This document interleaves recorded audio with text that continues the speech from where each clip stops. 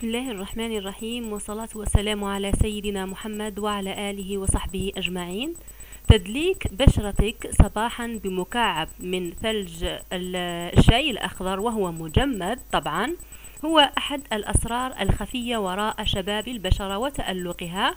فهذا التدليك يساعد على تجديد خلايا البشرة والتخفيف من الحبوب والبقع والحفاظ على مظهر البشرة نقي ومشرق وجميل ومن دون مكياج، حيث يتميز الشاي الأخضر باحتوائه على مضادات الأكسدة، واستخدامه وهو مثلج على البشرة يساعد على إضاءة وتوحيد لون البشرة.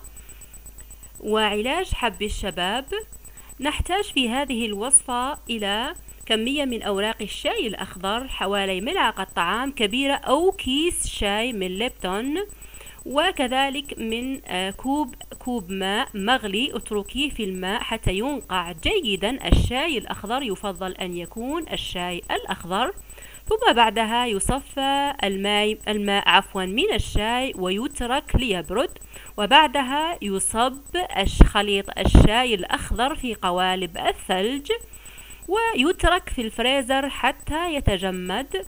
وبعدها نقوم بتدليك الرقبة والوجه وتحت العينين وفوق الجفون بهذا المكعب الثلج وهو بارد طبعا، لا تنتظريه حتى يذوب وهو هكذا مكعب ثلج.